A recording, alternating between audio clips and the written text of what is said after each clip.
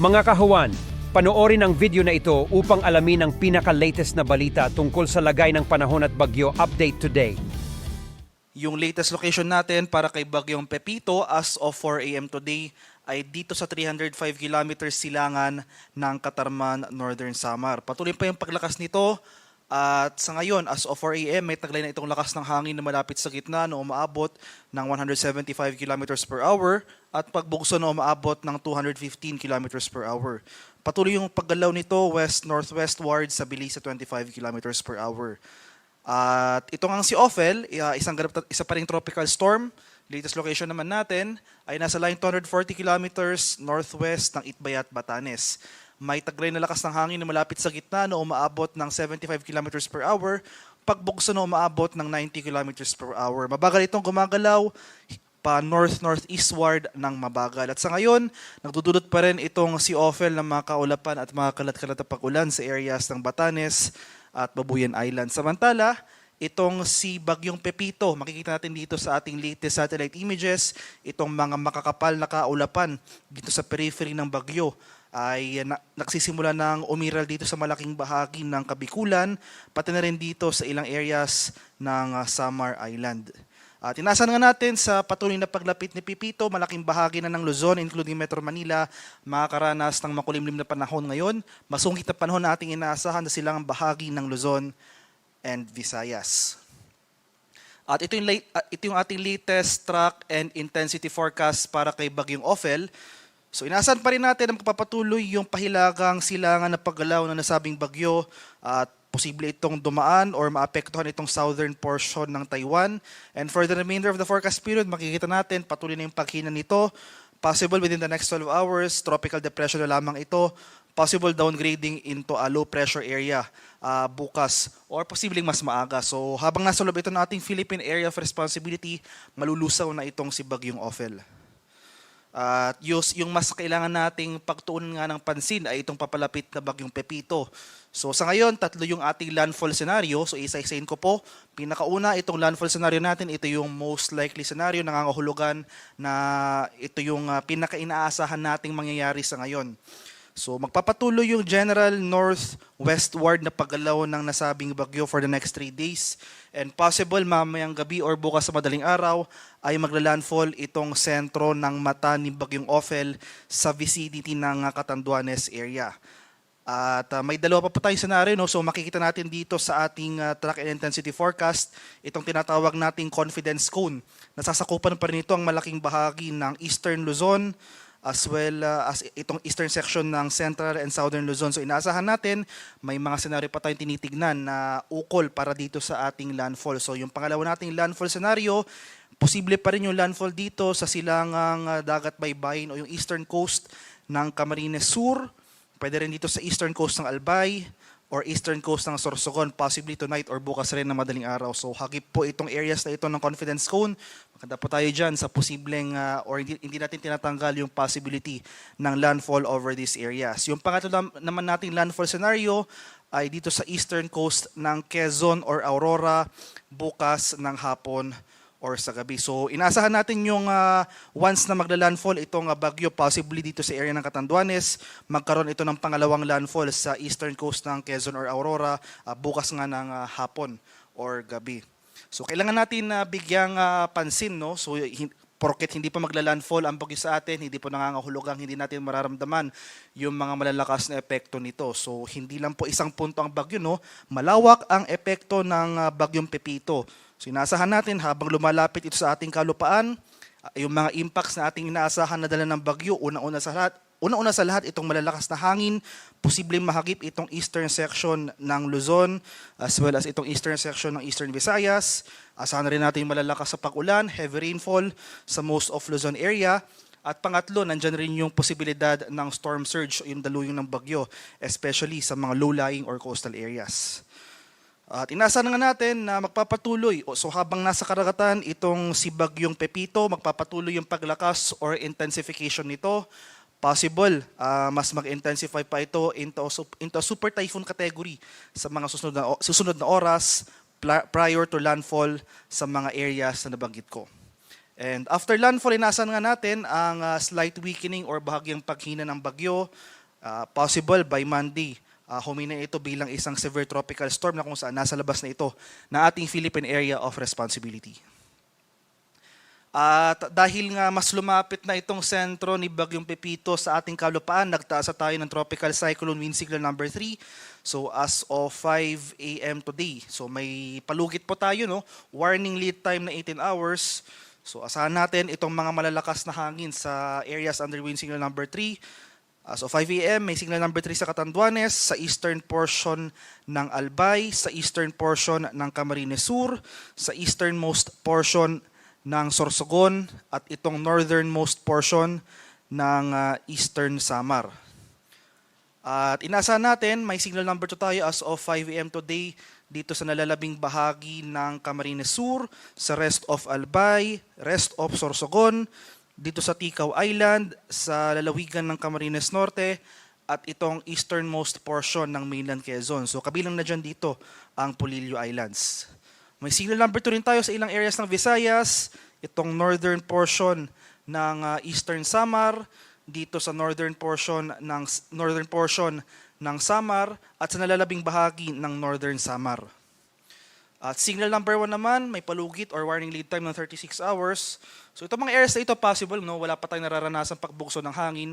Pero ayun nga po, dahil sa lead time for the next 36 hours, magsisimula tayo makakaranas ng mga malalakas na hangin na dala ng papalapit na Bagyong Pepito. So nalalabing bahagi ng Masbate, including Boreas Island, dito sa area ng Marinduque, nalalabing bahagi ng Quezon, dito sa area ng Laguna, sa Rizal, dito sa Cavite, sa Batangas, Metro Manila, sa area ng Zambales, Bataan, Bulacan, Pampanga, Tarlac.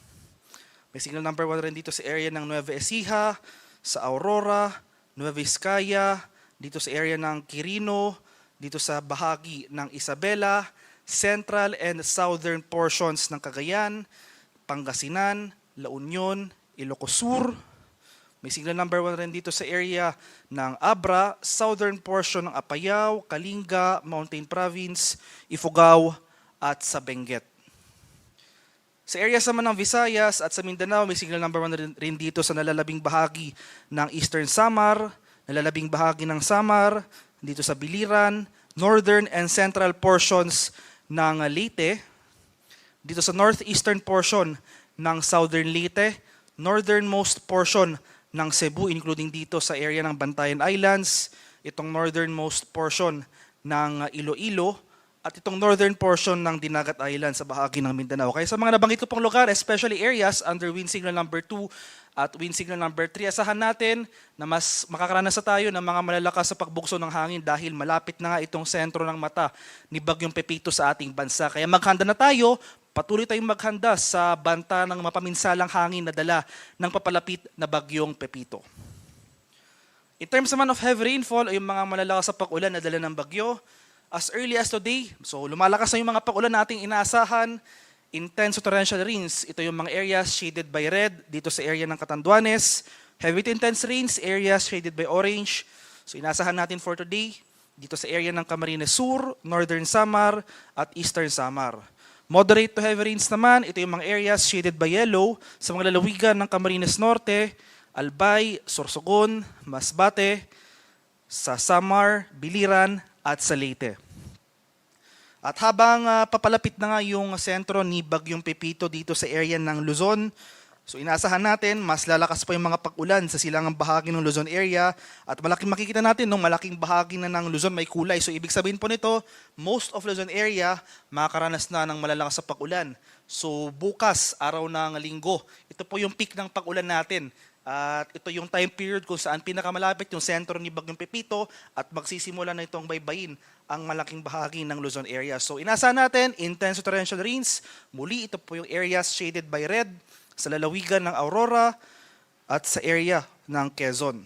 Heavy to intense rains, ito po yung mga areas shaded by orange sa mga lalawigan ng Pangasinan, Nueva Vizcaya, Quirino, Nueva Ecija, Bulacan, at Camarines Norte.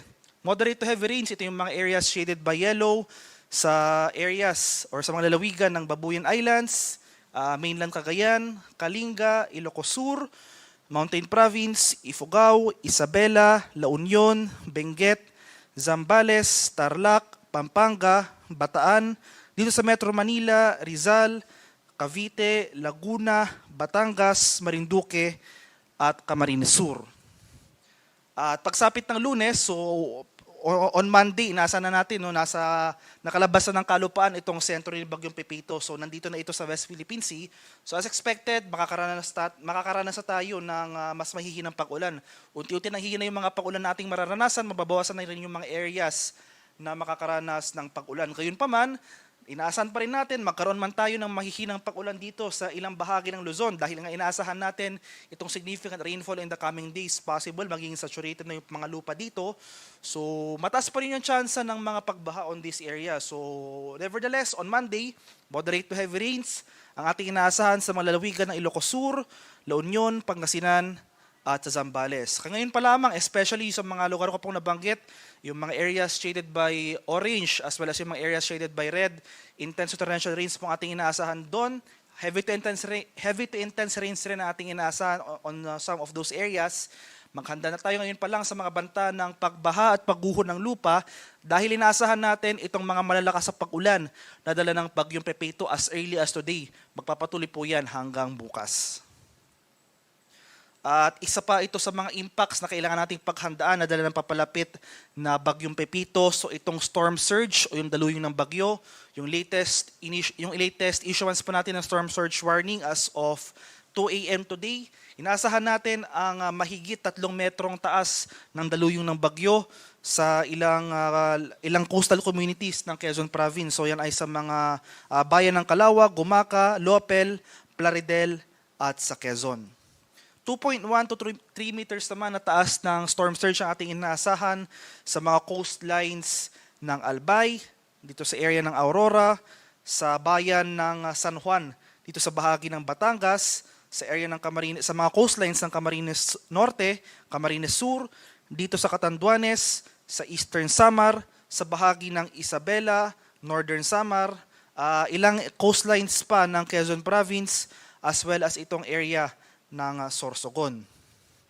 1 to 2 meters naman ng storm surge height or daluyin ng bagyo ang ating inaasahan sa coastlines ng Bataan, dito sa Batangas, some areas of Bulacan, dito sa area ng Cavite, Ilocos Norte, Ilocos Sur, sa bahagi ng La Union, sa coastlines ng Marinduque, dito sa Masbate, sa Metro Manila, dito sa Pangasinan, Pampanga, sa coastlines of Samar, dito sa Sorsogon, at sa bahagi ng Zambales. Kaya sa mga nabanggit ko pong lugar, especially itong some parts of Quezon Province, no? So ngayon pa lang, maghanda na po tayo, lumikas na po tayo, especially yung ating mga kababayan sa low-lying or sa mga coastal areas dahil nga inaasahan natin ang pagtaas ng ating mga alon sa mga areas na ito. So makipag-ugnayan po tayo sa ating mga lokal na pamahalaan para mapaghandaan itong storm surge. So itong storm surge, isa po ito sa mga pinakamapanganib na epekto ng papalapit na bagyo. So wag na po nating antayin na lumapit pa ang sentro ng bagyo sa ating locality. Ngayon pa lamang, nag-issue na po tayo ng storm surge warning. Inulit ko po, itong area ng Quezon Province, some coastlines along this area, maghanda po tayo sa banta ng storm surge ngayon pa lamang. And sa kalagay naman ating karagatan, as of 5 a.m. today, may nakataas na tayong gale warning sa malaking bahagi ng Eastern Southern Luzon as well as Eastern Visayas. So isa-isain ko po, may gale warning tayo sa lalawigan or sa coastlines or coastal areas sa Catanduanes, itong northern and eastern coasts ng Camarines Sur, itong northern coast ng Camarines Norte, may gale warning rin dito sa Northern Samar, eastern coast ng Eastern Samar, eastern coast ng Polillo Islands, sa bahagi ng Albay, Sorsogon, pati na rin dito sa Ticao at Burias Islands. Kaya sa ating mga kababayang mangingisda at may mga maliliit na sasakyang pandagat sa mga areas na ito, huwag po muna tayong pamalaot dahil makakaranas tayo ng maalon hanggang sa napakaalong karagatan na dala ng papalapit na Bagyong Pepito. At ito naman yung mga lugar na outside gale warning areas. Makakaranas pa rin tayo ng maalong karagatan sa mga dagat baybay ng Dinagat Islands and Northern Quezon, seaboards of Isabela, Surigao del Norte, including Siargao and Bukas Garandi Islands, remaining seaboards ng Polillo Islands and Quezon, Bicol Region, and Eastern Visayas. Maalong karagatan rin na ating inaasahan sa eastern seaboards ng Cagayan, Babuyan Islands, seaboard of Surigao del Sur, seaboards of Marinduque, Romblon, and Northern Cebu. Kaya sa ating mga kababayang maglalayak sa mga areas na ito, iba yung pag-iingat rin sa banta ng maalong karagatan na dala ni Bagyong Pepito.